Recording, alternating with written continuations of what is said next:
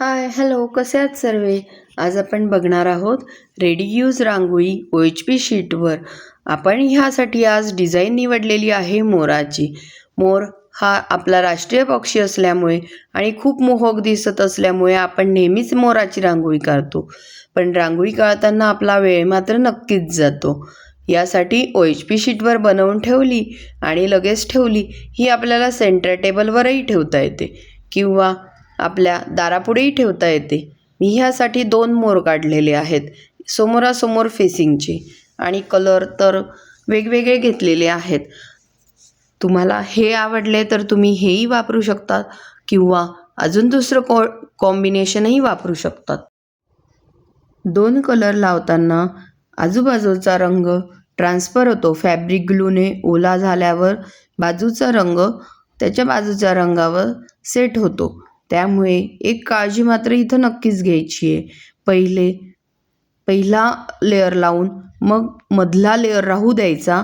नंतर थर्डवाल्या पिसाला आपण रंग टाकून घ्यायचा आहे आणि मग हे 2 आजूबाजूचे वाढल्यावर मधला रंग टाकायचा आहे. शक्यतो डार्क कलरसाठी किंवा लाईट कलर दोघांसाठी ही ट्रिक खूपच छान आहे. आणि डबल लेअर ही प्रत्येक याला मस्टच असते. OHP शीटसाठी डबल लेअर टाकणं खरंच खूप मस्ट आहे. यामुळे आपली रांगोळी खूप छान उठून आणि सुरेख आखीव रेखीव अशी दिसते. फॅब्रिक ग्लूचे मिश्रण वापरताना ते अगदी योग्य प्रमाणात हवे तर आपली रांगोळी अगदी व्यवस्थित सुंदर उभारून येते बरं का.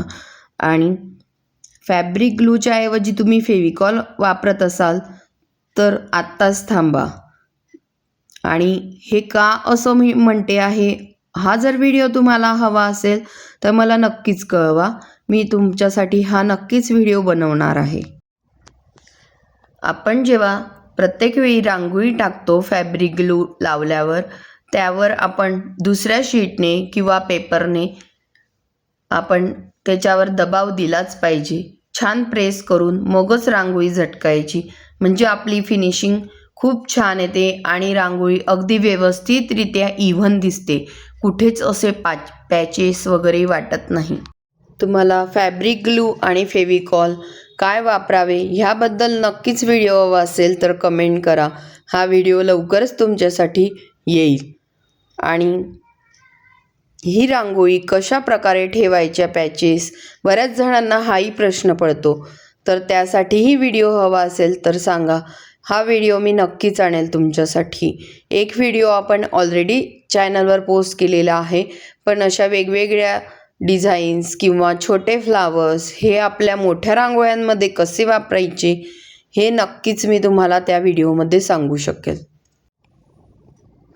त्यानंतर मी बॉर्डरसाठी ब्राऊन कलर घेतलेला आहे. ब्राऊन कलर हा नेहमी ॲक्रेलिकचाच घ्यायचा. बॉर्डर करण्यासाठी नेहमी ॲक्रेलिक कलरच यूज करायचा. वॉटर कलर हा धुतला जातो किंवा मग त्याची फिनिशिंग तशी छान येत नाही किंवा रांगोळी कधी धूळ वगैरे बसली धुतली तर मग ते धुतलं जातं आणि आपली बॉर्डर निघून जाते. त्यासाठी नेहमी ॲक्रेलिक कलरच यूज करावा. त्यानंतर मी मोराच्या पोटामध्ये शेडिंग दाखवण्यासाठी हाच ब्राऊन कलरची हलकी हलकी शेडिंग टाकलेली आहे.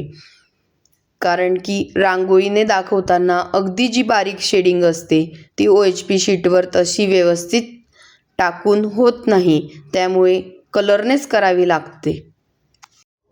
आईससाठी आपण ब्लॅक कलरचा यूज केलेला आहे. बघा किती सुंदर दिसत आहे बरं मोर. तुम्हाला आवडला का नक्की सांगा.